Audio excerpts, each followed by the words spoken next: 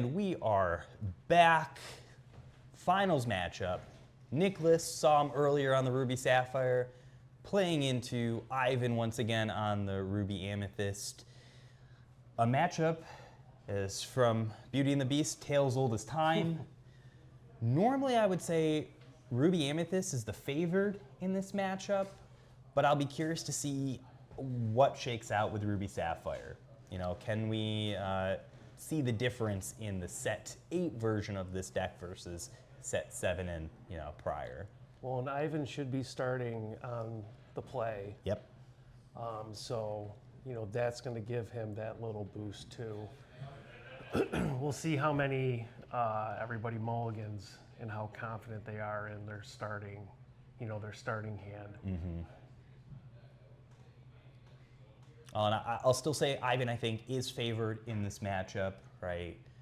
But I don't want to count out Nicholas. I think he's a great player. Not, yeah. It's still a great deck. It's just a matter of seeding, kind of getting who's on the play, who's on the draw. So you leave that up to really just chance throughout the rest of the tournament. But both players should be really proud of getting here today at our first 2K event from the upside.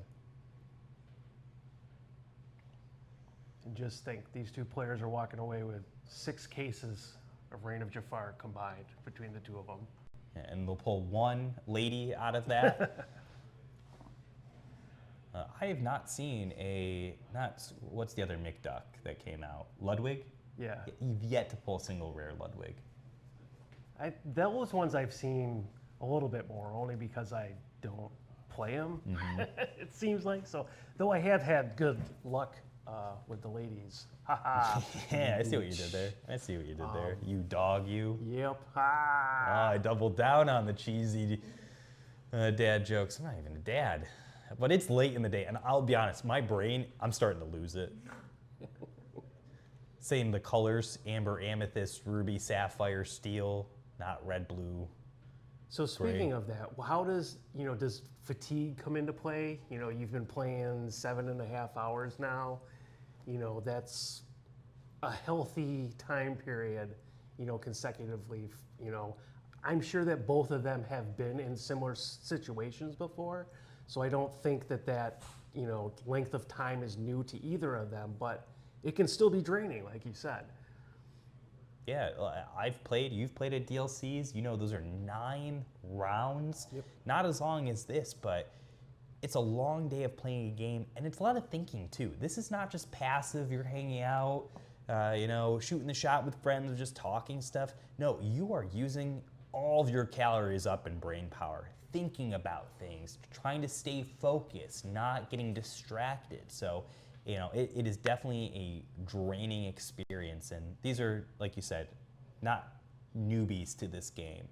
They're veteran players at this point, Ivan especially, right? So I think they are probably prepared as best they can be for this type of situation.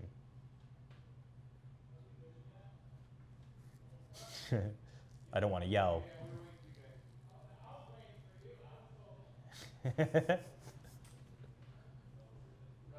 Oh. Go. See, they listened.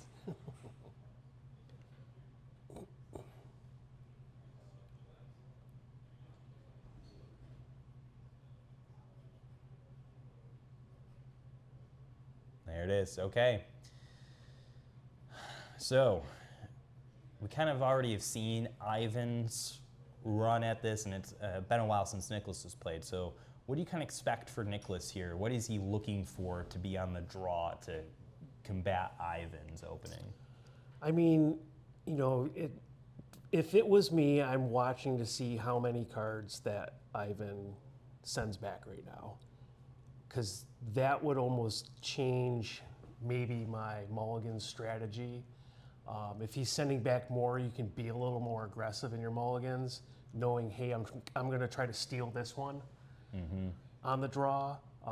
He isn't just keeping his starting 7 where you're like, okay, he's got a good solid hand that he's comfortable with. You can see Ivan kind of making those decisions, and Nick really hasn't so far. He's just still kind of studying his cards, perhaps waiting for Ivan to do that choice. So he's sending back 3. Well, and keep in mind, that's part of the rules too, is technically it's supposed to be who's ever on the play decides their mulligan first, and then lets the person on the draw. Harley Quinn, welcome to the stream.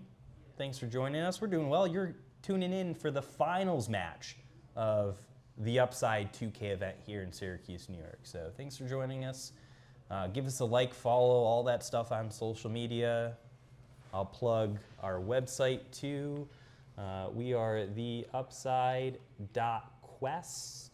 That way you can get to all of our socials, our Discord. We've got a very active Discord community from Central New York.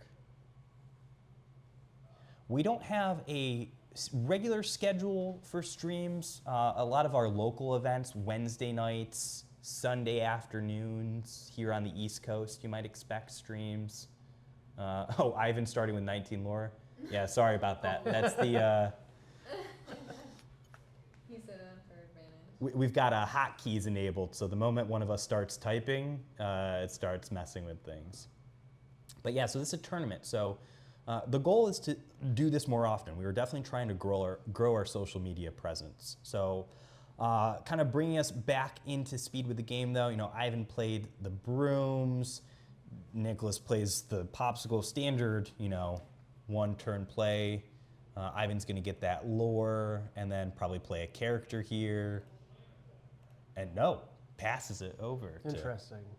Which, you know, honestly, it makes sense, right? Because you can get another lore now out of that broom next turn. Yep, I'm not sure if Nick's playing the bell, but I think if you're going second, you're hoping to get that popsicle, then bell, 3/3 body right out there to try to swing that advantage a little bit back towards you. I'm curious to see if he's even on the... You know, I think Ivan feels pretty comfortable that, you know, you're going to see some ramp there as you did. But there's a queen that has rush that could have come in and taken out the broom. There is some options still out there pre-rotation. Oh, sorry, Harley. We're trying to talk about the game. I mean, we've thought about custom stuff. This is all custom, what you're seeing right now. But feel free to, you know, hop in the Discord and let us message us there, and we'll watch the game. So that looks like Ivan quested again with the broom. So going to 2 lore. Ivan's questing for 1, going to 2 lore. Sorry. Our clicker's been distracted. But as we, you know, I was going to check. talked about playing the crab, getting to draw for that broom, and getting the extra lore too, Yeah. right?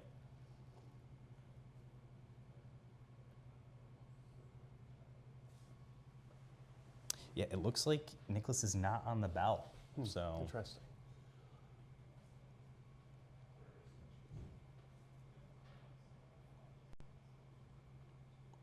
yeah, trying to figure out here.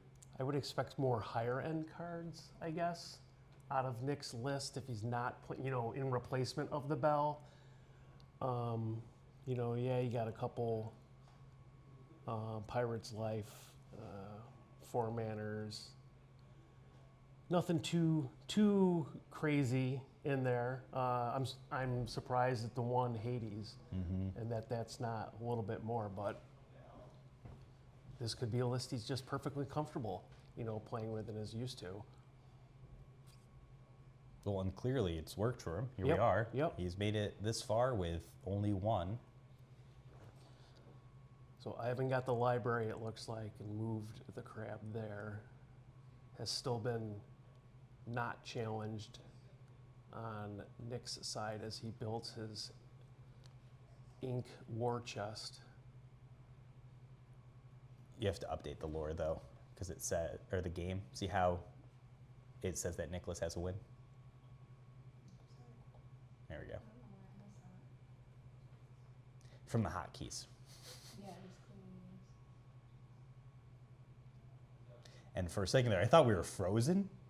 Nicholas was like not moving perfectly, and Ivan is just rock solid right now too, of not moving. So I was like, oh goodness, is the stream frozen? Okay, so Ink's the hero to all, plays the half shark. And Ivan's going to gain 1 lore off the library, brings him up to 3. And does he have an answer for the half shark? Because that half shark can really, put you through a ringer. Yep, I mean, he could take out the library. You're still playing actions, gaining lore that way. He's evasive, so right now, Ivan doesn't have any evasive on board. The genie that he just played.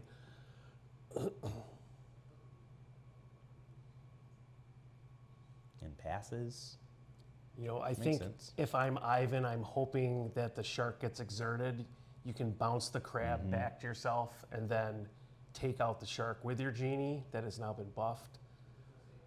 And draw a card off of it, too, because Correct. he's at that library. So. Yep.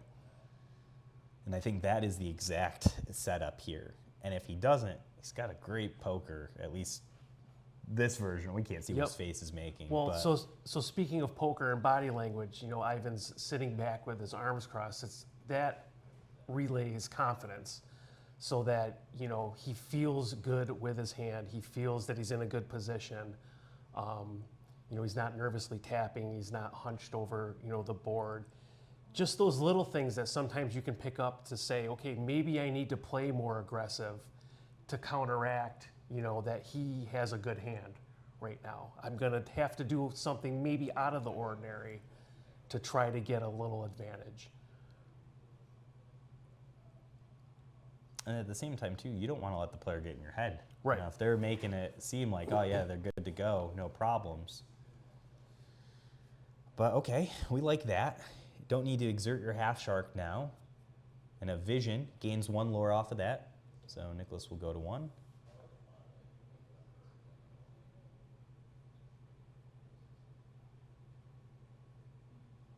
Out of the ordinary, you say.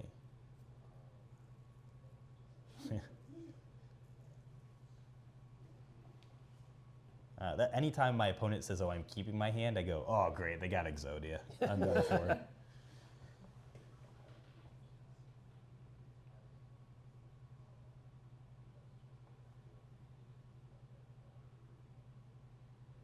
Did we see what Nicholas found? No, I was not able to see any vision? of that. So yeah, probably wisely leaves the shark unexerted. We'll see if Ivan has an Elsa in hand.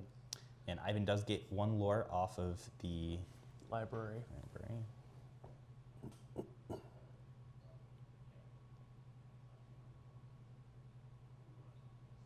And there we go. So Ivan's thinking, right? Not the same confidence that we saw before, unless he is the master, actor here, really playing us with it. But yeah, I think the hero to all threw off his plan. He was really hoping for Nicholas, and there it is, as you expected. Let's exert it. But he doesn't have now the answer, right? He can't, unless he throws the crab into the Maui hero to all. Yep. And then can take it down. I think that's what you're going to see because you're going to get card draw off of it by being in the library. Yep. There's that. You're going to buff the genie and then take out the half shark. Yep. No need to rush. Draw your card. Think it through. Make sure that that's what you want. Hey, did you get something better? I don't know necessarily what I that wasn't better able to is. see. So he buffed the Elsa and kept the 2 lore gain. Oh, no. And traded with the Maui. I'm surprised at that one. I mean, you're keeping your library. I think that's what he's thinking. Mm-hmm. You're keeping the library around. It's got 6 damage on it. That's a hard decision either way. There's a super goof to finish it off. Yep. Oh, and drops a McDuck Manor. Honestly, that's a big play for Nicholas. I feel like as the Ruby Amethyst player now, I'm looking at that McDuck Manor and think, I don't really have a lot of good answers. Yeah, I've got a hero to all maybe, but that's still 2 whacks at it, or it's a Maui and a crab on the same turn, and I don't think he's got the ink. Yeah, we're not there yet in the game. That's when you're looking at that Sapphire player and being jealous of that ramp they got. Yep. And as we thought, there's the hero doll. Chooses to take out the super goof, which I think makes sense. Yep.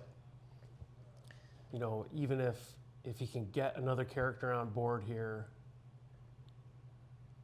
So you got the Chernabog, most likely going to quest not attack into McDuck, but maybe you can find a crab if you don't have one in hand to get Maui to that 9 strength. You got the 2 for McDuck Manor, right? I did. Yep. Oh. So Big Sisu takes out the Chernabog, passes it back. I'm liking what I'm seeing so far in this finals match. This is a really good, I think, 1v1 Ruby versus Ruby, Sapphire versus Amethyst to see who's the better player of the day. I think right now the difference is McDuck. You know, Ivan's got to find an answer for that. Well, and that's one way. Yep. Draw a card. Now, he doesn't have a lot of ink left over, but putting 6 damage onto the McDuck banner is huge. So 2 more.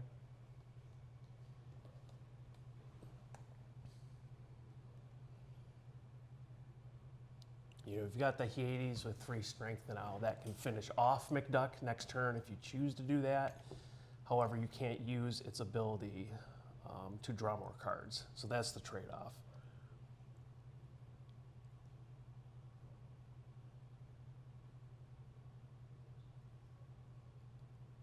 Yeah, Nicholas trying to decide what order. And in this matchup, Sings B prep even. Okay, I like that a lot actually, because now it takes the pressure off the board back on to Ivan, because he's still got the McDuck Manor, and then we see a half shark. Yep.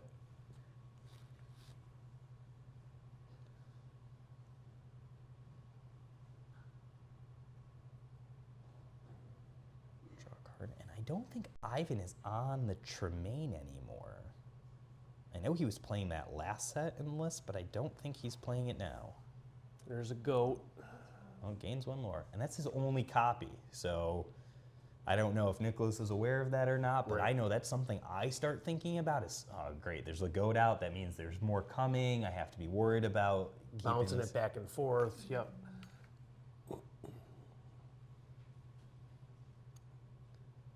Game 2 goes to 7. McDuck lives for another turn.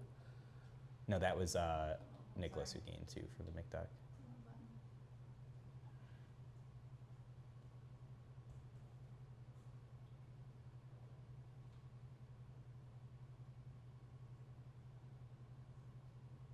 Okay, so Ivan still has 2 Tremaines on this deck. So there are ways to get around that. But the moment you play another Sisu, holy cow. Okay, I think it's a big swing in Nicholas's favor now. Quest for 1 goes to 8. And it feels like Ivan doesn't have the B prop in his hand, unless he was waiting for the board to get filled. And you don't want to waste it on the 1 character, right? But I think I think you have to take out the manor with the goat at this point. I don't think you can really afford to sing or quest with him. Nick's just racking up lore turn after turn off that manor.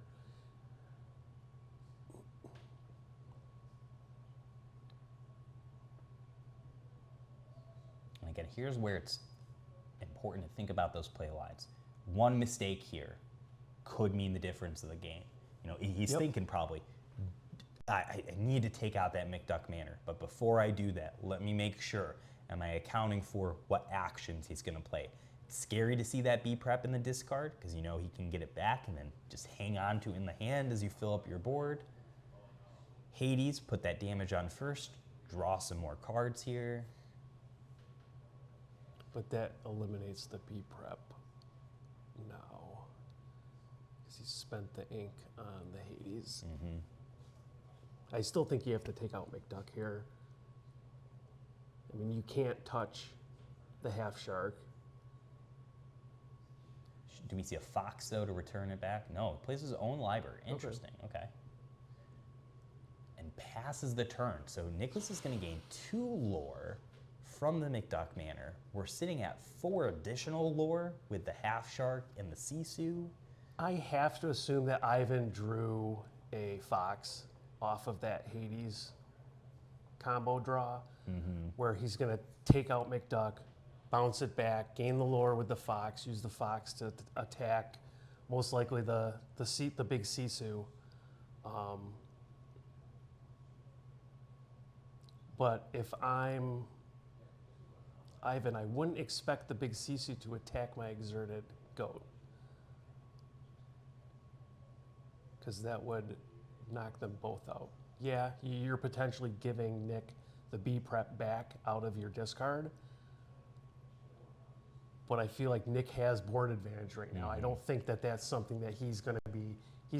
To me, he's more likely to grab another how far I'll go out of his discard. All right, so Nicholas quests for 3, goes to 13. Sings. Yep. So Nicholas is going to gain 3 lore off of that play right there, and Ivan loses 2 lore. Yeah, it feels really bad as the Ruby Amethyst player.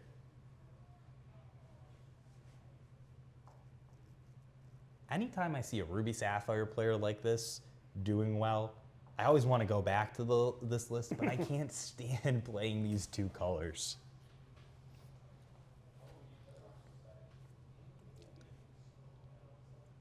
But this is like, chef's kiss. I love to see that the McDuck Manor, Sisu's quest for 3, the Half Shark out.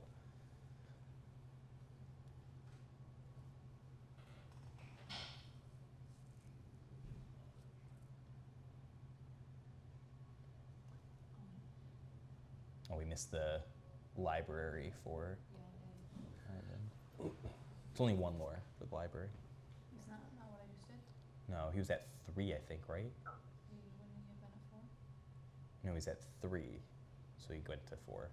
Obviously, Nick's threatening lethal here. Ivan has a bit to remove. You've got to get rid of the Sisu, because you're not getting rid of the shark unless you're B-prepping.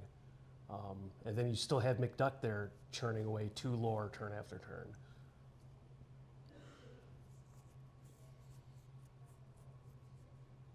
Yeah, 1 card in hand. Yeah, Ivan's trying to figure out how to maximize this right now. Yep. What's the correct order to get the most out of it? I think he really wants the quest with Hades to get the card draw, but I don't think he's going to be able to. I think he has to run the goat into Sisu, run Hades into McDuck,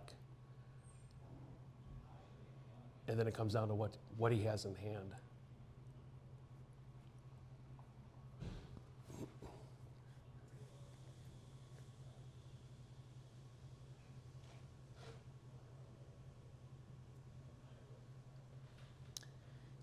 So now you see more of the nervous tapping. Now it's those little things that I think players often overlook, and they don't necessarily think about, whether you're giving away a tell or you're kind of watching your opponents just for a hint of, you're not going to change your entire strategy because he's sitting back in his chair, but okay, that it might sway those 50-50 calls where you're trying to decide between 2 cards.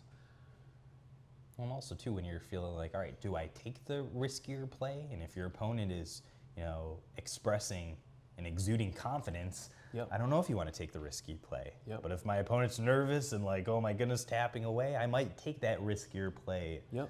So you're bringing out good points here, Chubb. Next time I'm going to be watching.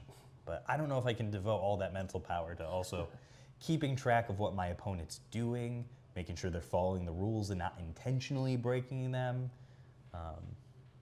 Well, and that's why these 2 are in the finals, right? Like they have experience, they've been there, they have solid decks. They know they have to kind of observe everything. Yeah, Boozing Panda says, when I see that confidence, or comfortable rather, I'm expecting things like the B prep. And then I just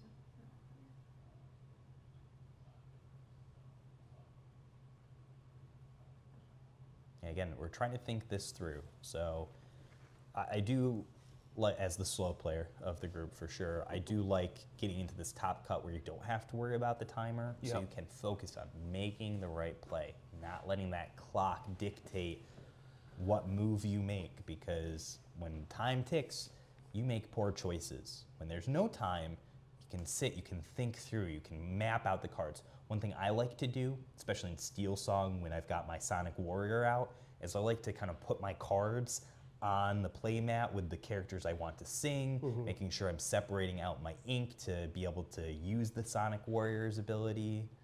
See, my gut right now thinks that Ivan doesn't have an out. I think he's trying to find one. I don't know that he has. Interesting. Okay. So is there a bell, A bell, in hand? right? It looks like he wants to play 2 cards the way he has things split. So there's the bell.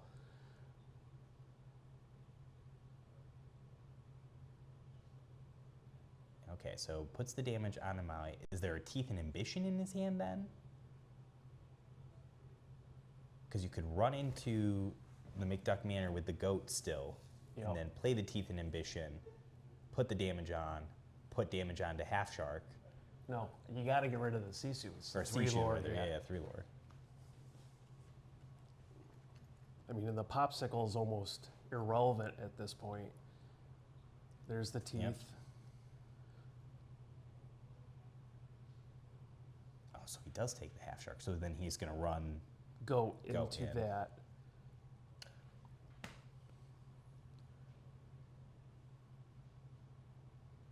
And then Fox. Okay. So there's the fox that we were talking about a little bit earlier. Where I thought he was going to pick up the goat, but it looks like he's going for the bell. Nope. Oh, He picks is up the gonna goats, pick up the gains goat. lore, Yep. and then throws the goat into the Sisu. I would have to assume so. I You think can't- he's just making sure that this is, hey, I want to ink this. Yep. Yeah.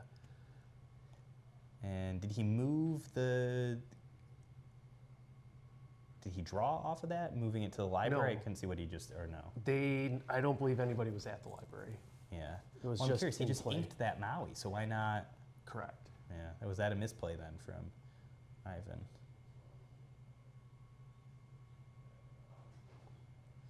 And we know that what's coming next. Yep.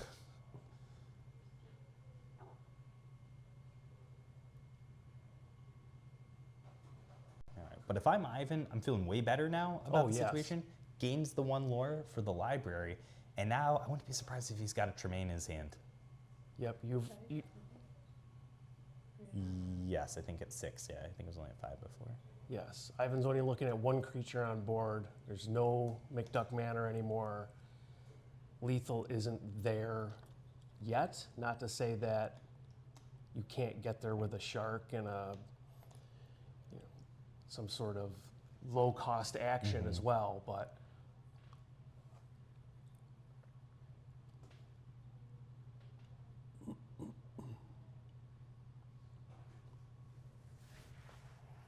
But really nice play for the most part from Ivan last time. If it was a mistake there with the library, yeah, it Always feels move. bad to lose 1 card. No, Bell's a quest for 2. So, so he's gonna, do the damage. He's gonna draw 3.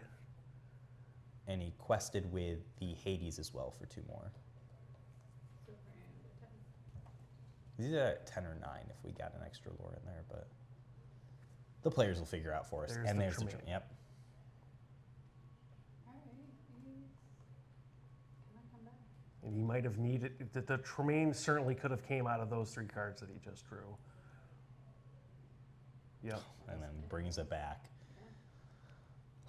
You know, Ivan's brother Hugo loves doing this. This is one of his favorite play lines, is getting that Lady Tremaine out there, but then bringing it back to his hand with the Fox.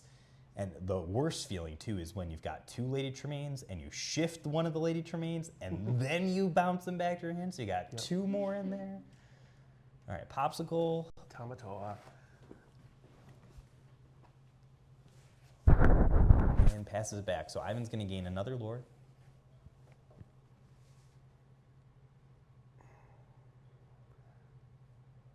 So it looks like a big Sisu, maybe a Pirate's Life in Nick's hand. Oh, and definitely a B prep. But you want to take out that library first, potentially, because then you're just feeding. Well, if he has the Pirate's Life, he can just quest, play Pirate's Life. Oh, and win. That's Yep. your 4. Yep. So I think that's what he's trying to do. Yeah, I just put for one now. 2. Hades quest for 2. But there's There's the the Tremaine. We Tremaine, know it was yep. in the hand, right? And then quest for 1, go to 14. Another library. I think Ivan just sealed the deal for himself. Looks like another Maui half shark in Nick's hand. There's a goat. So gain a lore.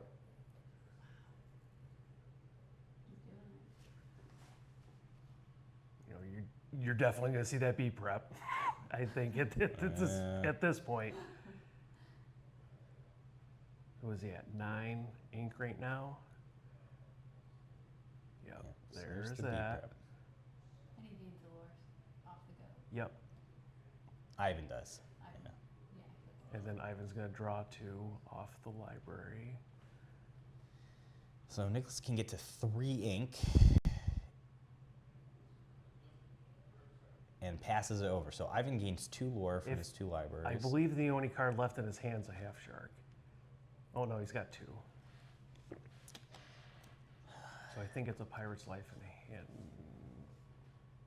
Nope, Big Sisu. So I think what could get Nicholas the win here still. Yeah, Oh. the They shark don't need it. kind of, yeah. Yeah, and there it is. So Ivan's going to take game 1. Those of you at home who are watching have enjoyed this experience. It's been great casting. Glad to have Chubb here for the last few matches, but Danny came in. Brandon was on stream too talking. So it's been good to, sit back and watch Lorcana talk about it. So Have you been enjoying? Yes, absolutely. Looked like Ivan took 5, Nick took 4. Yeah, I mean, today's been great. I played horribly, but it doesn't matter. I mean, I had fun, and that's, ultimately what this is all about. And everybody's been great, from the players, the staff, the location. Yeah, shout out to the Tyro Club in Salve. They've been great hosts for us, not just today in this tournament, which is great, but we've been able to play here for some of our release events, getting together just for some draft type or sealed, I guess, play. So we're very grateful for them. Inks the Tipo and passes the turn. It's not the end of the world in Ruby Sapphire, but you do want to see that popsicle, Yep. right? To get back a card into your hand. I think you're going to see a turn 2 Tipo out of him. We'll see if Ivan found a 1-drop. There he Yep. is. He's got a broom. So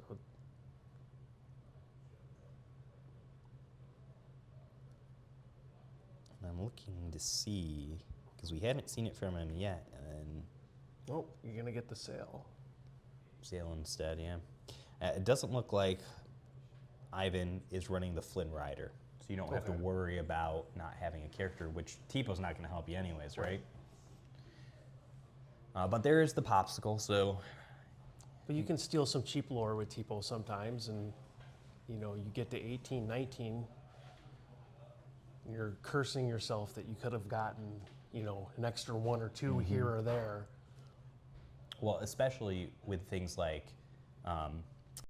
Pirate's Life in Maui Half Shark, where it's all about that incremental lore gain that you can get, and the difference of 1 or 2 lore could mean right at the end of the game that's a win for you Yep. versus waiting until your next turn. Yep.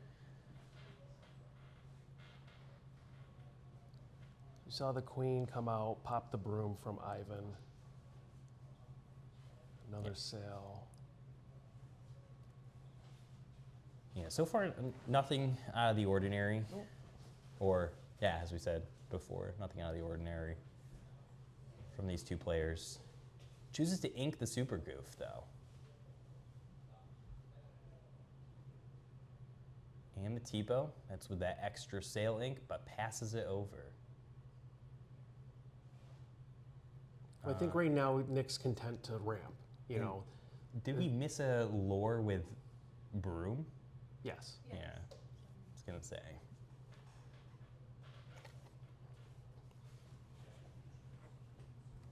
Yeah, but passes it back to Nicholas because you don't want to lose your queen to a Maui.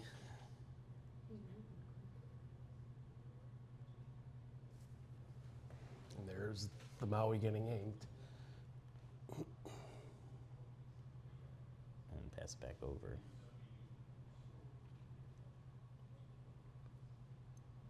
And Ivan's only going to 4 ink this turn. And Nicholas is already on 6, so we're at very different states of the game. But as the Ruby Amethyst player, you're not worried about it, because you know your deck is a late game deck anyways. So, Sing's Friends, that makes sense. Nicholas has a lot of cards in hand, so to take out that Sisu is going to be pretty costly of a trade.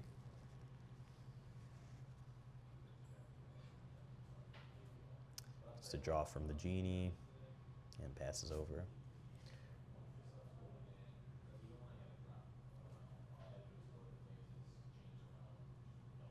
And Ivan's lots of cards in his hand.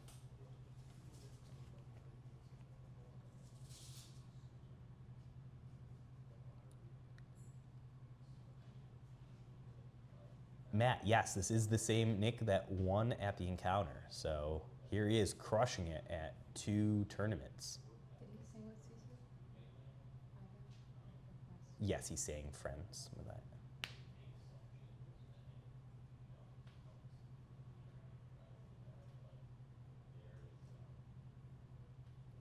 So I think what Nick's thinking about right here is, do I want to exert Tamatoa and put him at risk of the Sisu, which I think Ivan would gladly trade. And there it is. So There's Nicholas is that. going to go up 2. He's going to play the popsicle for free. So Nicholas is going to go up for 2.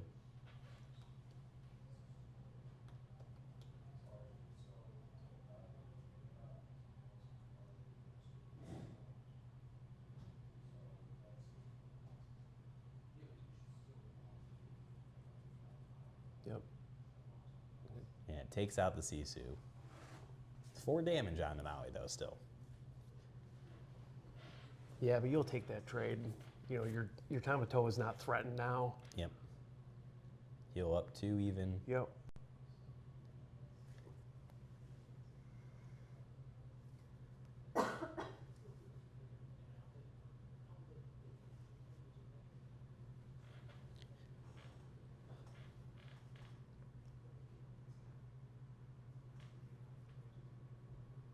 Yeah, so I'd say this is a pretty even board state right now. You know, Nicholas does have a lot more lore in his, or excuse me, lore ink in his inkwell to work with. But again, you're okay with that on the other side of the board because Ivan is just gonna get there 1 ink at a time. And once you're at that 7 ink, that's really where you totally unlock everything that you could do in this deck now, whether it's the B prep, the new Hades, couple different options there to work with, plus all of your 6 cost cards that you'll love to have maybe that extra ink to be able to play a Chernobog or a Diablo or something. Yeah, and Ivan has card advantage right now.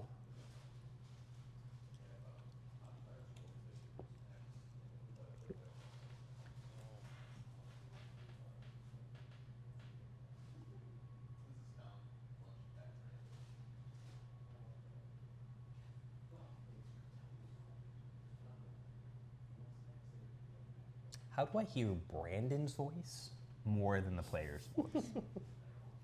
That is true. And Brandon is closer to us, I feel like, over on the other side of this room that we're in right now, than the player's all the way on the stage where the microphone is, so. All right, chooses to ink the berm. 2 for a teeth, yep. Put the damage onto the queen. Yep.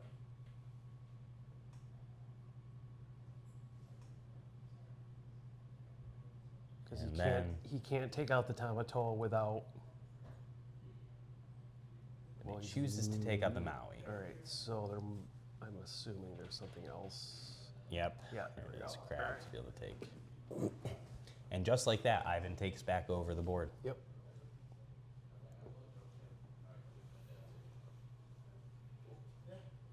No problem. Thanks, you guys.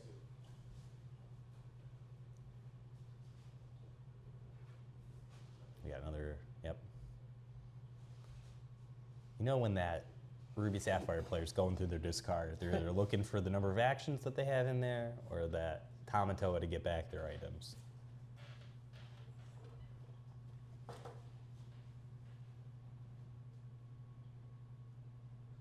All right, and passes it back over to Ivan.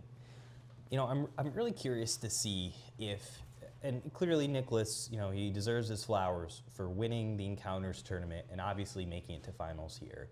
But we've seen the item deck version of Ruby Sapphire to have some success. Not so far, at least with Reina Jafar, but last set. Zan Syed was playing it, even Zach Bivens played it. I think the Hiram ban really took the wind out of that deck. But despite that, they played it, you know, Yep. without Hiram. And, you know, putting in those Maurice's workshops as more draw. We kind of saw like a return to the Oswald too, to be able to get those items out. Well, that's where, like, you know, are you getting the value out of that Tamatoa when you're only playing 4 popsicles? Mm-hmm. You know, yes, you're gaining lore. Yes, you're getting the popsicles back. You're getting the draw off of it. Yeah, that's a quest for 2.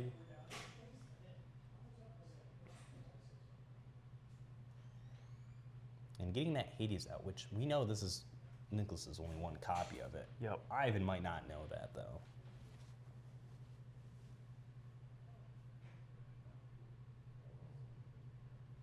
And I can't tell, are we at the 7 ink mark now? You should be 6 right now, I think.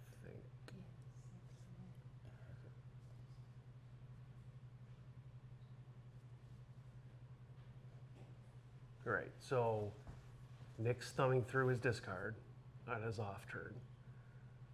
So what does that, to you, what would that signal that he's most likely thinking of next It's turn? the 2 cards, right? It's either the half shark or the Tamatoa. Like, what are the things that you need in that discard? As the Steel Song player, I'm giving away one of my tells, but it's more so like if I'm going through my discard, it's likely I'm counting my songs. I'm looking to see where I'm at. What are the chances of me drawing one of those songs? And Ivan plays the Tremaine, so he's got to now decide, what do I want in my inkwell? Is it that Hades, which I'm not going to get back anyways, Well, in your discard. or a discard, yeah. I'm thinking of the Hades Yeah. to go to the inkwell. But if you have a third Tamatoa in hand, then yeah, you're going to get rid of the Tamatoa.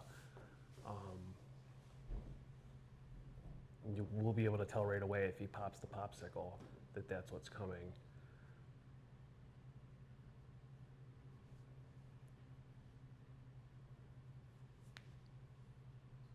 Oh, and I think too, with Nicholas now knowing about the Tremaines and seeing them last game, it changes what you do on the board because you want to be able to keep multiple characters out so that way you can decide which character goes away. But I don't think it was a half shark if he's willing to play the vision first, perhaps.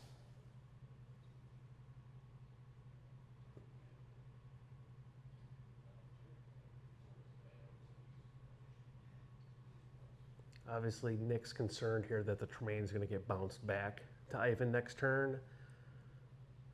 And even replayed on the same turn, depending on what is used for it.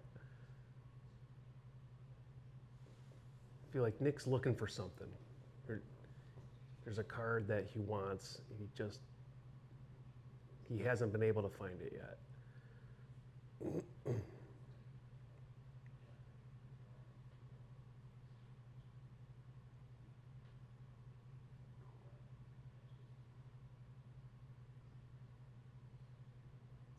And Yep, sings there's- the B prep. Yep. Okay, interesting. I'm not sure that that was what he was searching for, but I think that that was probably his best option at that game state. And then you drop the 2 libraries, pass the turn. So with the B prep, I wonder if he was searching for a manor to get that passive lore going, wipe the characters. 2 Talas. Well, Nicholas is ahead in lore right now, so at least it's not the end of the world to pass it over to Ivan ultimately for Yep. him to gain that 2 lore. You're resetting up your board. But those grandmas aren't going to be taking out a library on their own, so. And plus, we've already seen Nicholas ink, I think, at least one of his hero doll. Yeah, pass it over to Ivan. Ivan's going to get 2 off of the double libraries. Yep. Genie. And I think that feels good on Nicholas's side to see the genie. Like, yes, he is drawing a card, but at least you know he's not playing any threats this turn. Yep.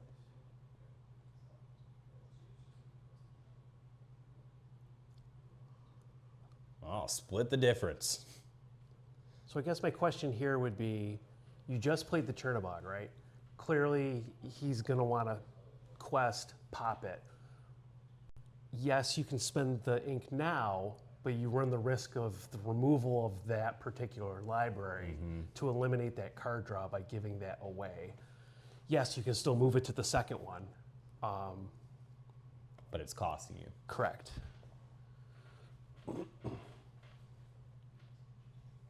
I will say, though, Ivan is at the point in the game with that inkwell where he's okay with 1 ink. You know, he'll have the rest of his ink to be able to play. Now there's the develop from Nicholas. Dig a little deeper into the deck. Still think he's searching for the McDuck Manor? I think so.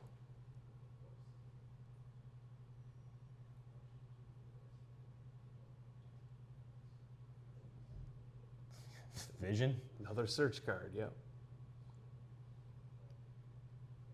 How far down this deck can we go?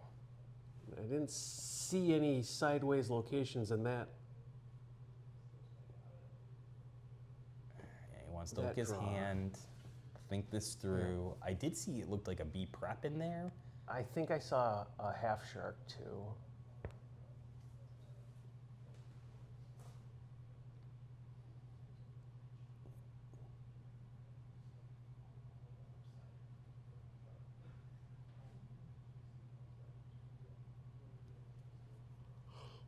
All right, still lots of ink to work with here.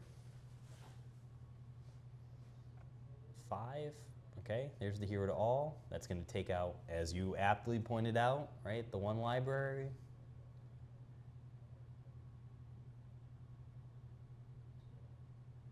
You didn't list it all, right? Yeah, no questing.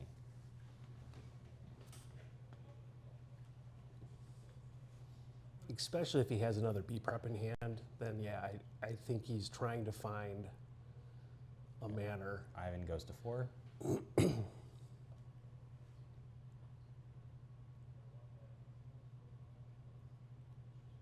So now, does he want to spend the ink to move the Chernobog and gain the extra card? Yep, that's what he's going to do. Quest for 1, go to 5. Draws 2 cards off of it. Which, again, he's fine with. Look at all that ink. Yep. Plenty of options for him at this point. Don't know what's in his hand, but theoretically options to.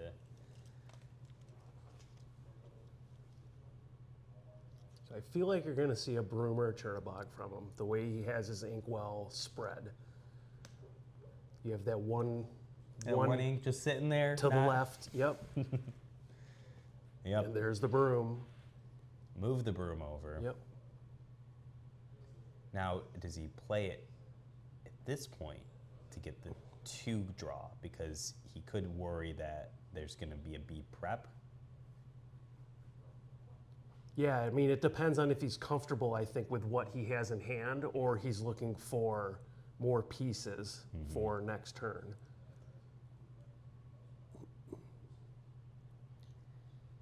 So Genie should be buffed up to a 5. 4 right now. Yeah, takes out the hero to all, draws a card off of it. I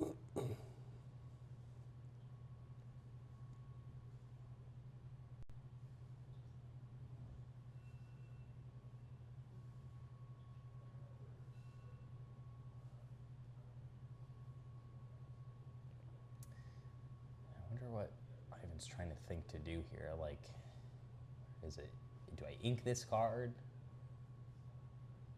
I feel like you really do want to move the crab to the library. Yep.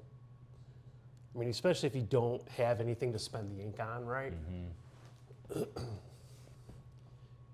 Force Nick to use both Talas to finish off that other library. Okay, but instead he chooses to play the queen. Yep, after inking a Teeth.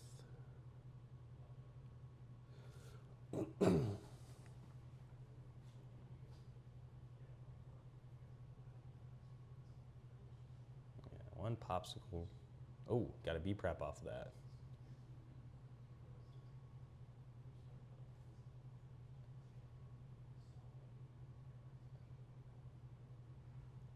I feel like he wants to sing it and drop a mana on the same turn. I think you're going to see both Talas run into Get the them mana. both back. He can still ink this turn and play them. Yep. Oh, and there's that McDuck Manor. So he's got. Did you say he had the half shark? Do you remember? I believe saying? so. So I think he's got all the pieces then. Yeah, they're going to finish that off.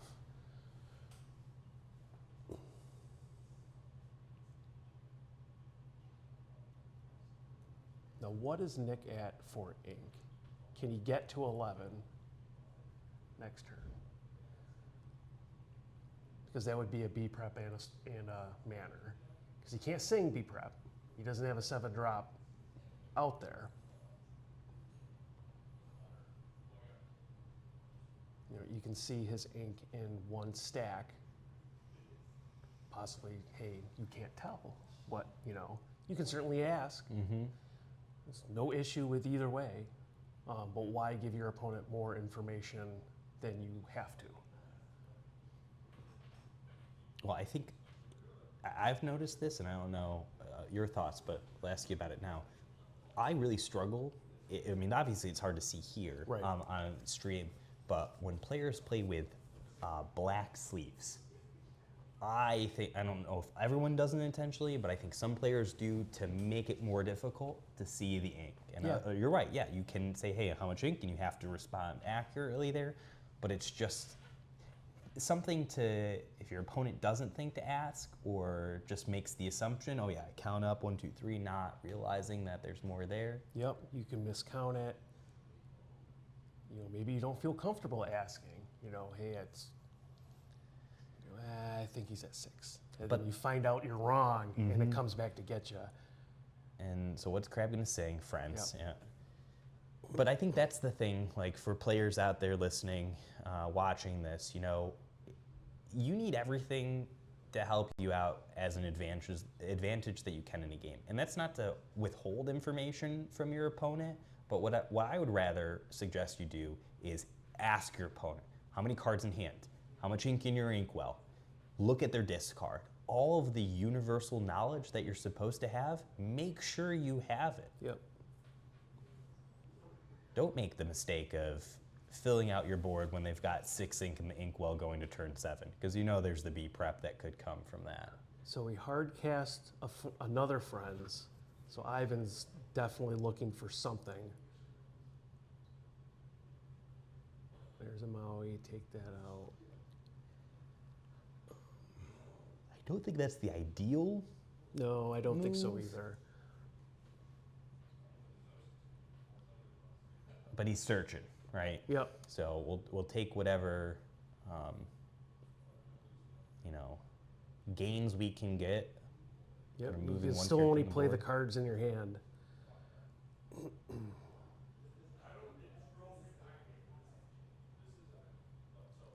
Yep, so he's going to buff up his queen.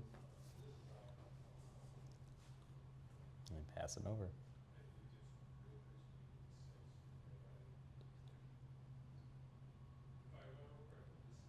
I think he's at 9. So we're not going to see the B prep into McDuck Manor. I would not be surprised to see a 7-drop character hit the board, though.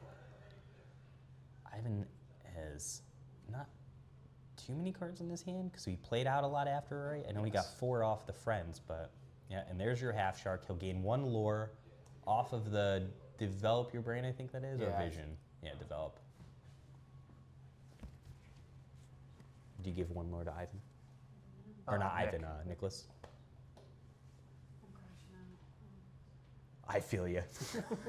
I wouldn't mind another cup of coffee at this point. And even though it's only 6:20 here on the East Coast with a potential 3rd game to go here, I can't afford to take a nap. Well, if his hand is on the left for Ivan's, then he's got 5 in hand. They were just kind of stacked.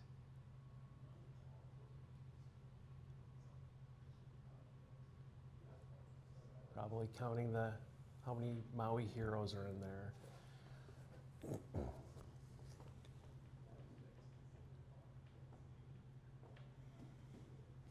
And you can see the McDuck right on top of Nick's stack. Mm-hmm. Yeah, he really wants to sing B prep, drop the McDuck Manor.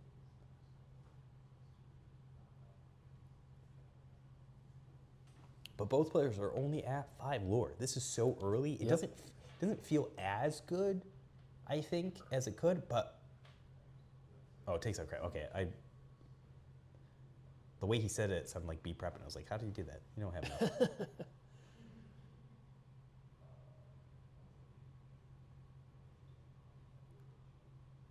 All right, passes it over. So, And I don't think he inked that turn.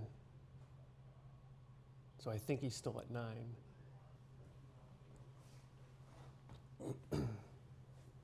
which I think is okay as the Ruby Sapphire player. It is a game of where if you don't have to ink, by inking, you kind of just waste a card. And they are a deck combo that has the luxury of making that choice. I don't know how you feel about this with Steel Song, where I will not ink as often because I can utilize singing much more effectively.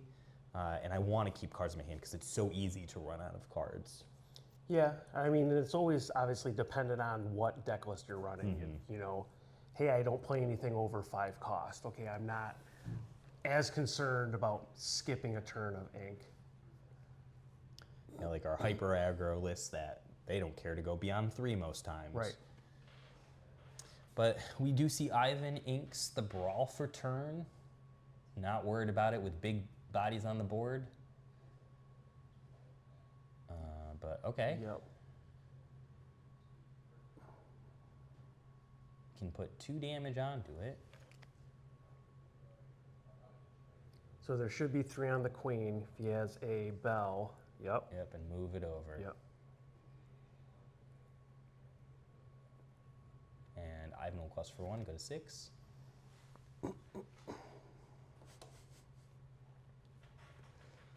Leslie's fading over here, our operator. Do you want to go lay down in the car? No, this is I'll take over. a long week.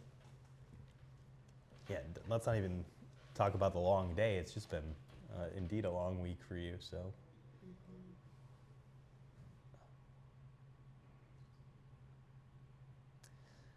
Well, Ivan's last turn definitely changed the ideal situation for Nicholas. Yes. However, I still feel like with the cards in hand, was that 3, still 4 or 5 cards in Ivan's hand, it looks like? Yep. Yep. Play another one. Yep. Get him back.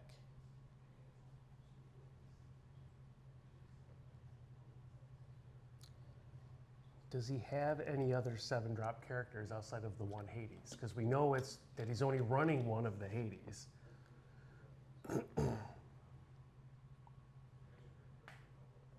think he is just stuck on his Hades and his half sharks for that.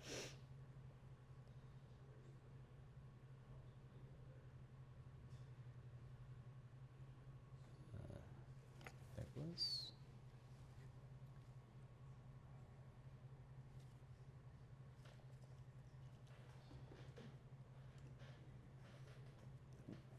Yeah, Third. 4 half sharks. Popsicle hits.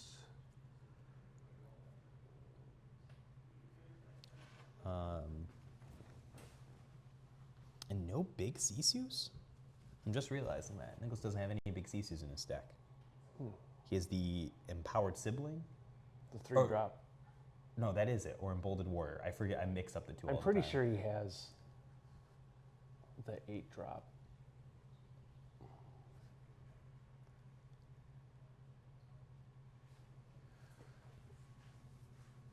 Yep, so he uses Tamatoa to take out the queen, heals with the popsicles.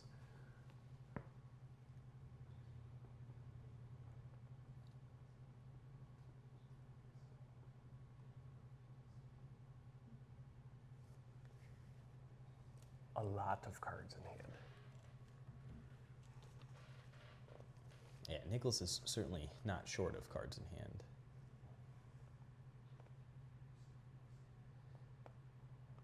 But really, he wanted those cards for a very specific order of things. Yes. That as soon as that half shark disappeared, changed it. Yep. But there we go. We see Ivan play the library. Is that his 3rd or 4th that he's played? It's at least his 3rd. At least. It's his third, because he had 2 on the board at one point. I don't recall him inking one ever. So he'll quest for 2 with the bell, go to 8.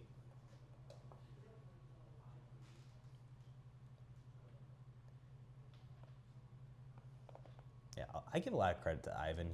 I think he is really an excellent player at this game. Because knowing, like, here I go, I've got this set up now for when my board gets cleared. Sweet, I'm going to draw a bunch of cards off of it. Yep. I'm going to punish you for, clearing the board.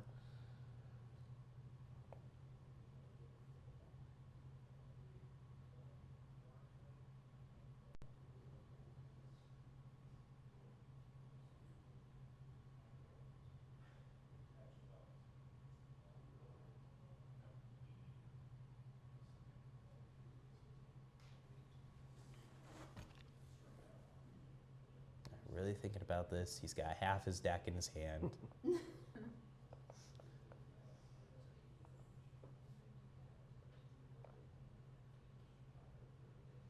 I've been playing the Emerald Steel discard deck with Beyond the Horizon and getting a bazillion cards in my hand. Yep. Sometimes when you have too many choices, you get choice paralysis. And you don't know what the correct choice is. Yep. So Or you miss something because there's so many in your hand you can't fan them out and look. I think that might be what Ivan was just talking about there. Do you need a third hand to hold on to that?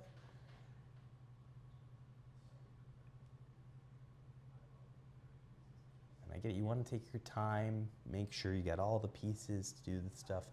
Chooses to ink the half shark, though. Interesting.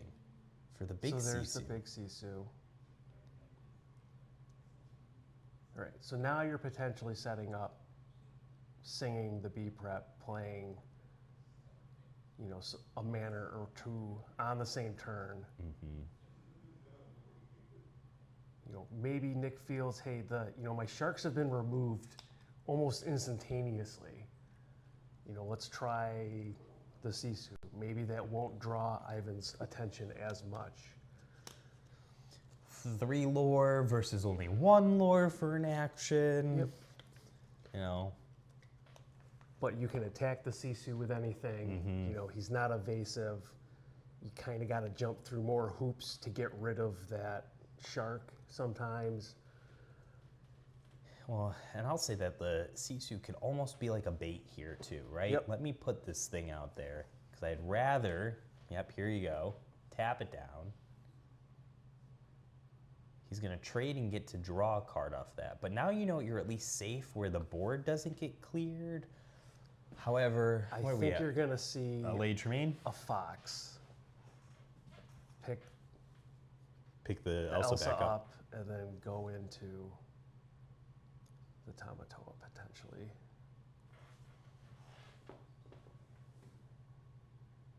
Yep, there it is. And then trade. Yep, draw a card off of it. Wild. And here we are. You know, Nicholas was on the play this game. And yeah, Ivan, it feels like for the most part, he's been in control. Yep, every time Nick tries to get, you know, that advantage on the board, he's cleared out.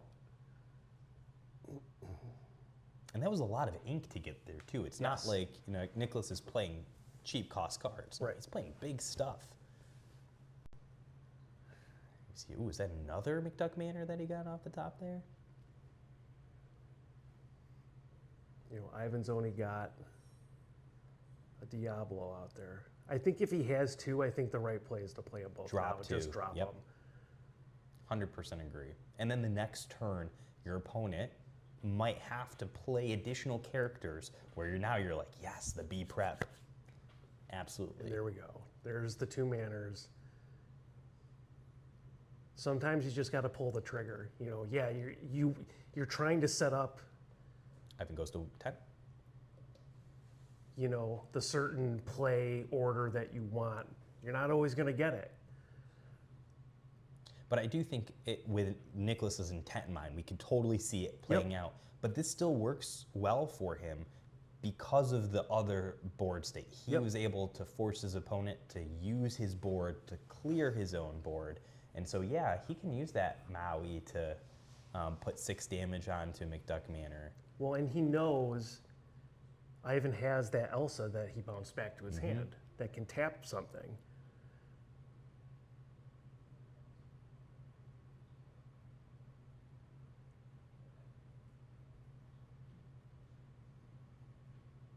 A hard cast of friends. Yeah, you're not really worried about, let's see, probably Chernobog, yep. Quest for 1 goes to 11.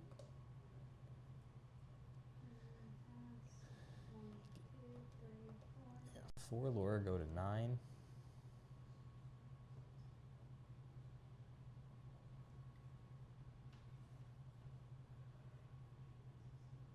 I'd love to see if he had the B prep, right? B prep, So draw the 2 cards off of that. But does Nicholas ink and play a third McDuck Manor? Right. I think that would be super strong at this point. And there it is. Yeah.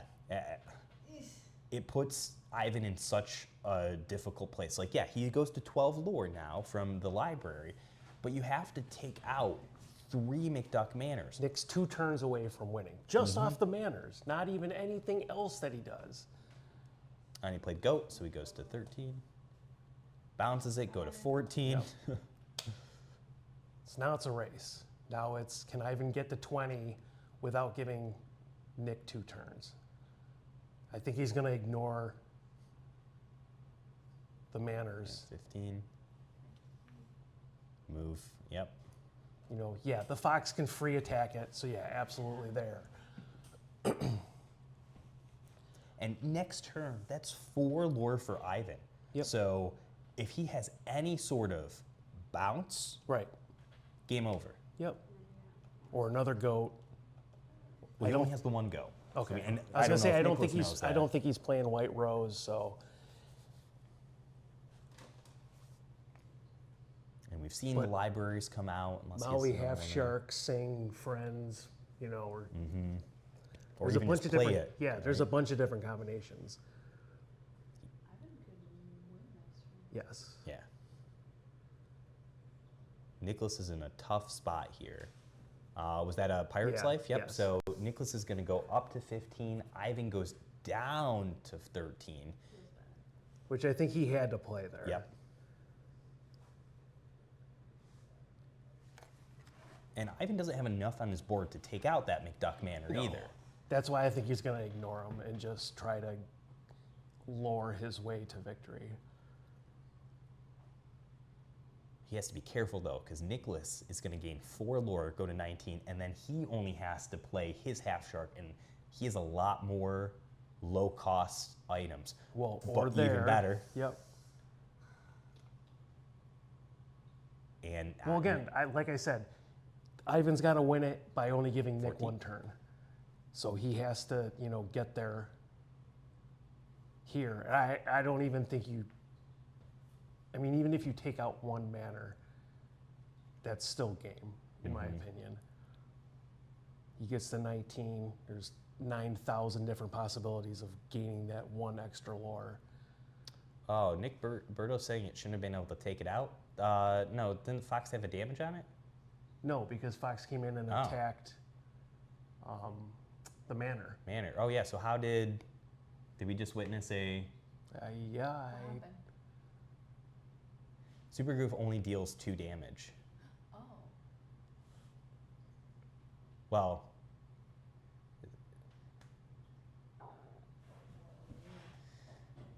I'm surprised Ivan isn't saying anything. Do we call a judge on this? I don't know how this works as a stream. I don't think it's our place Yeah. to do that.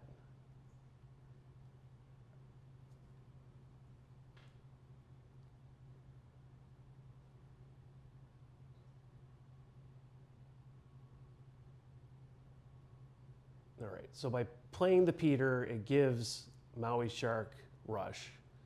So he's able to get rid of 1 manor so far. Did I get Ivan his 1? Should be at 15. No, Ivan's at 14.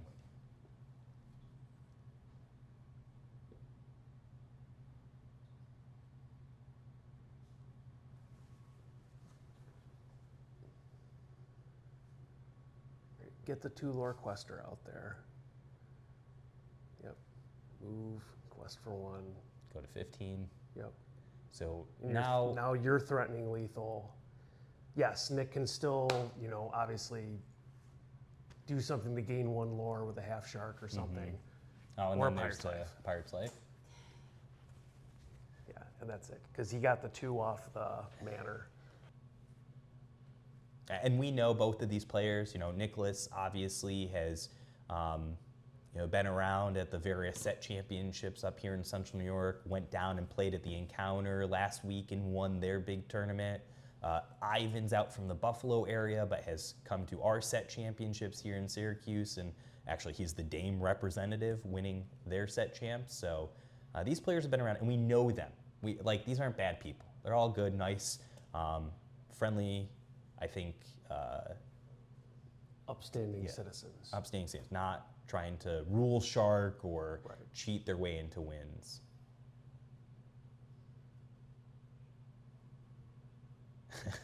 Finders keepers, yeah, exactly. And what set did Pete come out in? Was he Shimmering Skies? I think so, right? Yeah, I think he was post Yeah, set 4. so we're gonna have Pete for a while, and I feel like he is a staple in any steel deck. But we're moving along. So enough about the past and what happened. Our players are well into game 3 now. Ivan's going the aggro route. He's at 3 lore now already. Well, 3 lore for he Ivan. knows yeah, Nick, we're not paying attention. He knows Nick wants to ramp, right? So, yeah, I think that's a good strategy. Get every piece of lore you can early. Make him not ramp. Make him play things that he doesn't want to play.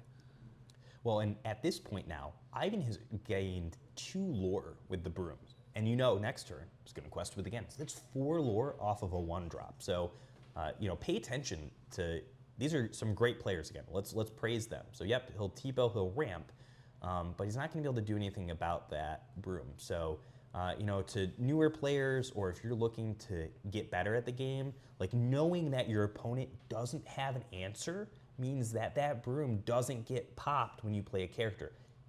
Pull it out as long as you can to gain as much lore, And I'm sure now that he sees a character, he'll quest and draw. Yeah, I think Nick being at 4 ink right now obviously puts you in hero to all territory. That's a goat gains one.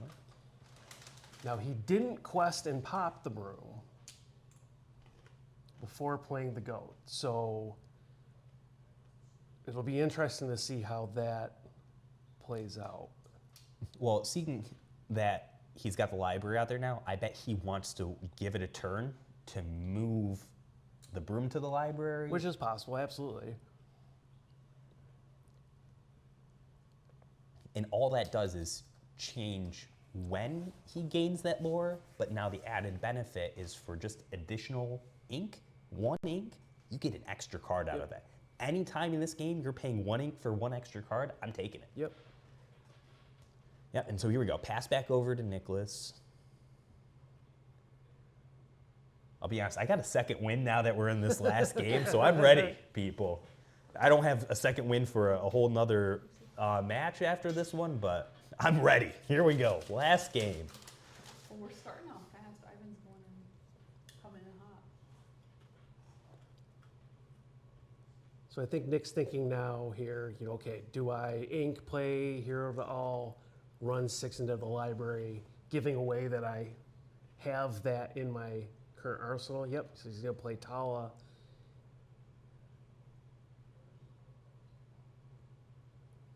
Gives him more of a board presence, you know, with that 3/3 body.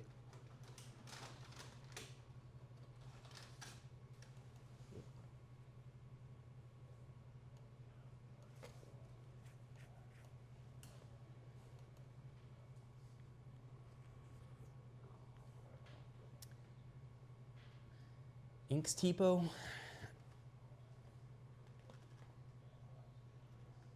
Yeah, pass the turn. So we get 1 off the library, goes to 6. So I guess so at this point, as far as Nick goes, why not quest with Tipo there? You know, what value are you really gaining out of a 1/2 body? Make the aggressor attack, right? He's trying to get lore on Ivan's side. Make him take out your Tipo or gain that lore and keep the gap from growing too far where you can't catch up. If I had to guess, put myself in Nicholas' shoes, he's probably thinking, okay, he'll put 1 damage on with the queen to buff it. So he doesn't want to give over that easy option of damage to Tipo.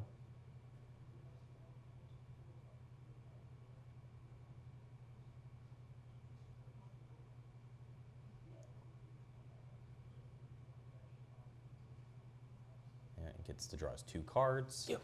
So that was, I think, really worth it. Instead of pulling the trigger too early last turn, this you get way more bang for your buck. And there it is. So Sing, Teeth, Ambition takes out the Tipo. And now you know Yep. those are the kind of hidden lores that can make a difference in a tight game, you know, like these are. Well, like we said in the previous match with Matt, you know, like not questing with that Daisy. Yep. Or Daisy, excuse me, the Piglet. Piglet, right? That 3 lore. Now, ultimately, it didn't seem to matter anyways by the end of the game, but you don't know what decisions get made from there. And so I think, you know, you always want to play as safe as you can in the game. I think I mentioned this, maybe you were on stream before, but like when I play, I tend to be more conservative. Like, let me take care of my opponent's board and save myself. Even though I know, like, yeah, I could get more lore this turn, I would rather clear more on my opponent's turn to ensure that they don't have the answer for me in the following turn.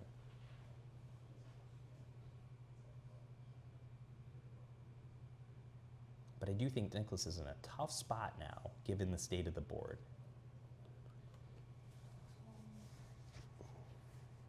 Nope. Oh, sorry. I know, Nicholas is still thinking. It's his turn. I mean, I think if it was closer, I would quest with the Tala and let the queen trade, but I think you have to take the queen out at this point. You're going to fall so far behind.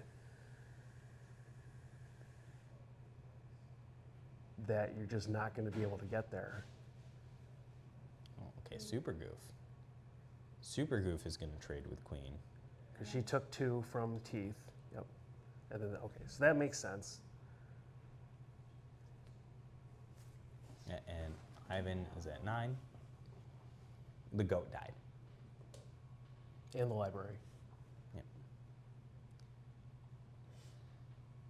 And now that goat's gone, Ivan's not getting that back. Right. And to what extent does Nicholas know how there's only one goat? I don't know. Did he take the one from the library? He did. Yep, he's at 9. Okay. Yeah. And just gains 2 more from questing with the genie. Yep. 2 more from questing with the genie. Sorry.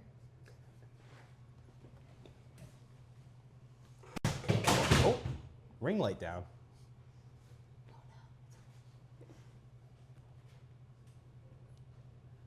And yep, that is That was a B prep. B prep. Don't worry. Ring light fell. Just wanted to make sure. Yeah. You were okay. Yeah, good Danny Tripodi coming on over to check on us. Ivan is at 12 lore now. Sorry. That's okay. Wrong button.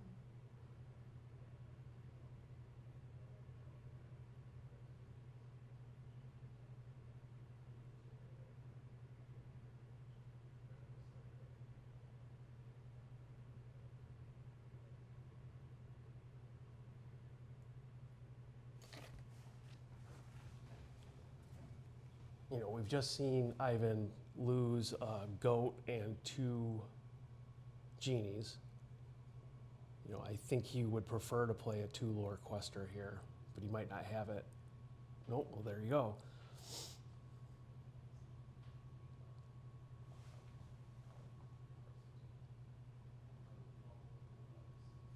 Yep, you're going to ink, move them both to the library.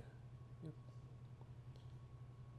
You know, now you're looking at 16 next turn without any answer. And even if you have the answer now, which Nicholas could look to, I was going to say, but after the how far I'll go, there's no big Sisu coming out. Nope.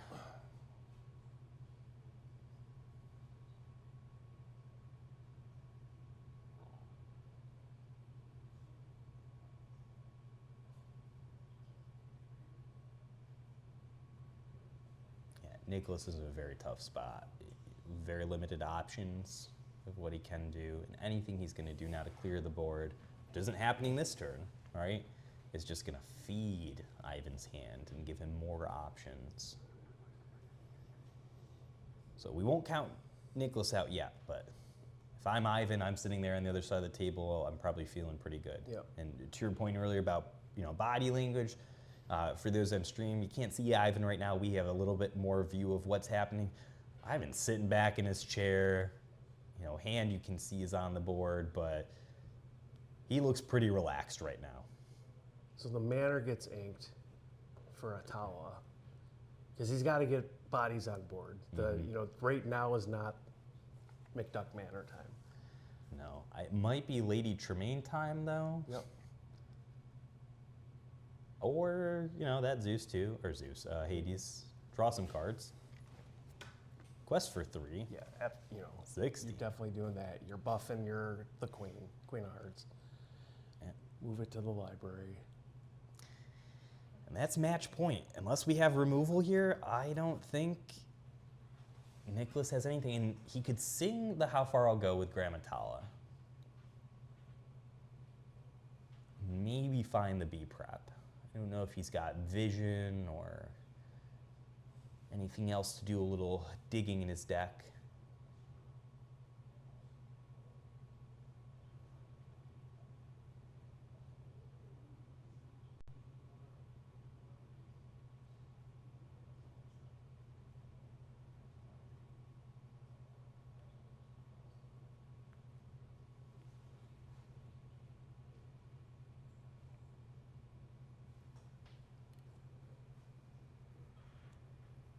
I think Nick sees the writing on the wall. I think, you know, he's trying to find what can I do to buy myself a turn.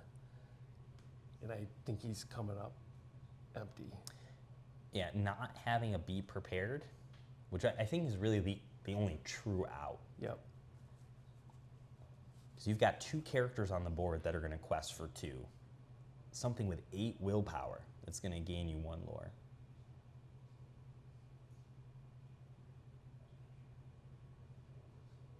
All right, so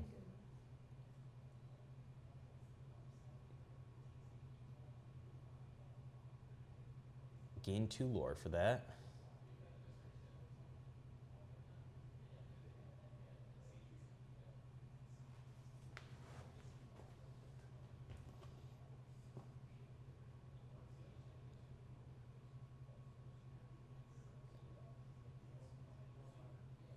Yep, put the damage on there. Okay, so Ivan gains 1, goes to 17. We know he doesn't have the go. So he can't get that extra lore now. There's no secret win. Don't think he's running Pirate's Life in this list. But I mean, yeah, you quest for the 2 there. You're going to drop as many things on the board as you can. And it doesn't matter when you got a brawl. Yeah. So, wow. Here we go. Ivan takes it. The first Upside 2K tournament winner. Playing the Ruby Amethyst, no surprise there. The deck always wins, it feels like. But holy cow, we did it. We went to 3 games. Yeah, you don't need a legal target. It doesn't matter. You can just play in action. Basically, in the game of Lorcana, it's you play and you do as much as you can, unless it's a cost of the card. Otherwise, then you have to do the thing. But otherwise, you just do as much as you can on the card. So, wow, well played to both of our competitors. Holy cannoli. I guess we could go to full cam. Get Chubb in on half of coming out of the time-space continuum from Syracuse into Disney World. But wow, what a finals. Yeah, it was well played by both of them. You know, I think even though the score was a little lopsided in Game 3, it was still very much in question for, most of the game. Mm-hmm. And I think, like, at any point, other than I think Game 3, where Ivan did have a very strong opening, I still wasn't counting Nicholas out, right? Yep. He had options. You know that deck can go the distance, and kind of if your opponent doesn't get those options, you can probably control the game. But Ivan just played really well today. He's a great player, as we've mentioned now several times. And we maybe saw one mistake, maybe. I don't know if it was right to not, if he had the ink to move something to the library, but ultimately it didn't matter. Even the mistake of getting his own character banished when it should have been on the board didn't matter. Yep. He still will take it away from today. Yep. Chubb, any last thoughts before we step away for a moment? I don't know if we're going to interview the winner, but we'll come back to Looking find forward to the next 2K at Storytellers in 2 weeks. Oh, that's right, yep. Same day as Worlds, so it'll be a very Lorcana, I think, themed day across the country for those that are involved in the game. Mm-hmm. It'll be interesting to see the new formats, at Worlds and all that stuff too. So. Yeah, well, and speaking of Worlds, I'm really excited about that. I think the 3-deck match is really cool because a lot of these players were only, we only know them for maybe one deck type, and now they have to play multiple decks. Yep. And I think the super sealed that they got is a really interesting way to play the game. Not like other sealed events where you get all the colors. This one restricts it to 3 colors, which does unlock some other potential. But so we got a 2K coming up. We've got Worlds coming up, lots of Lorcana. And stay tuned for our next Lorcana, the Upside event, coming to you soon. Don't know when, but we'll figure out. We do want to wait for that DLC schedule to get released so we can plan around that, because we want to make sure all of the best players in Central New York and beyond are able to come to our event. Let me go see if I can grab Ivan real quick. Yeah. So let's give ourselves a quick break, make sure we can wrap things up, and we'll come back and we'll talk to our winners and see what the team feels about the day. So stay tuned, and we'll see you shortly. All right, and we're back. We've got Ivan, the winner of the first Team Upside 2K event. First question I got for you, Ivan, is how do you feel? Relieved. Relieved, okay. Yeah, these games, you're just thinking through your turns, your plays, your outs. What's he got? What's I got? Like you're doing a lot of mental gymnastics. Once you get to 20 lore, though, okay, the day is done. Yeah, I relief. can relax now. Yeah, I know the brain's powering down right now. But honestly, just kind of reflecting back, it was a fun day, good time. A lot of the competitors are really tough. They really know their stuff. But the hosts especially stood out to me today just because they were very welcoming, and the venue's beautiful. Like, it's a very relaxed environment. So for as much Lorcana that was played today, very relaxed environment. I enjoyed it. Yeah, a shout out again to the Tyrol Club. They've been great hosts for us in the past for kind of our side events that we've done, but hopefully today was enough to justify another one of these in the near future. So we're really appreciative of all of the support they've provided us. Speaking of the long day, if we kind of think back to the Swiss stage though, Ivan, you were pretty much undefeated all of Swiss until you had one opponent who took a game off of you, right? Shout out to Mike. Yeah, Mike.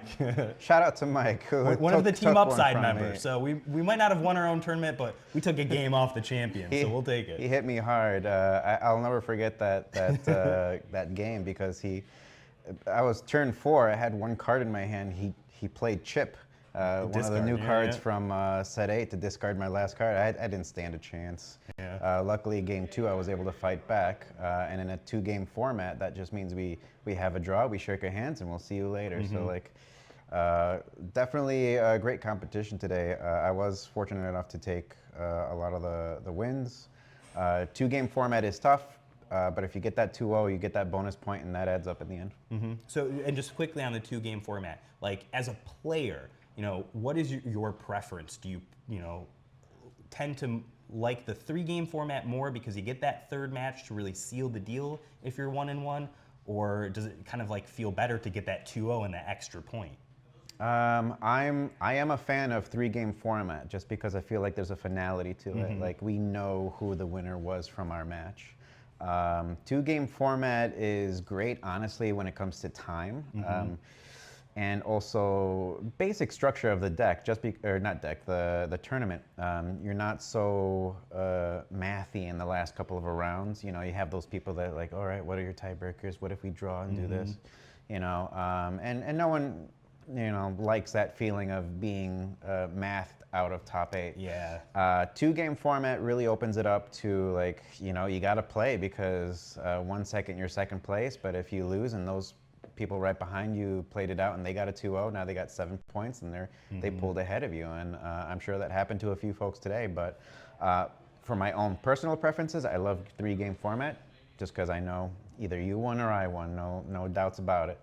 But 2-game format has its advantages. Yeah, and I get, as the player too, like I remember at the DLCs, being there for those 2 games and going 1-on-1, and you're like, oh, I know if I just had that 3rd game, I feel like I could beat my opponent, but you never know, and so you leave that, it feels unresolved in a lot of ways. Yeah, and it's tough to get a 2-0 against a good opponent because that means that not only did you win on the draw, but you won on the play as well. Like, and it basically takes it so that if you win the die roll, now 3-game format, I'm going second game 1. If I win game 2, great, but game 3, when it's the deciding factor, I know I'm going second. Yeah. So 2-game format really makes it more even, but again, everyone's got their preference. Yep, for sure. Well, enough of the 2-game format and Swiss because you got out of there with flying colors and made it into the top cut.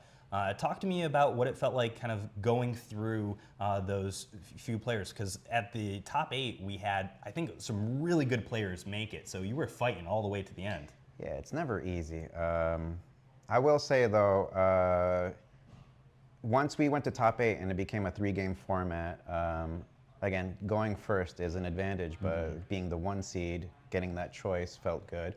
I know that recently it has been changed to, go back to die roll, which I think is a bit more fair in the long run, but having, it's kind of like you earned it. So like, why not give you at least some sort of advantage, I guess. But I got to see a lot of different decks played out, and to see green, purple discard.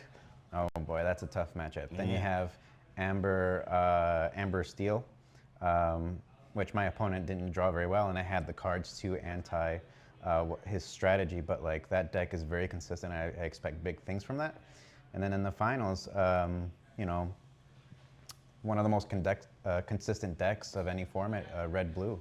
I'm fortunate enough to kind of know that matchup and know when to kind of apply that pressure. And the secret's out. I didn't run any Be Prepareds in my deck today.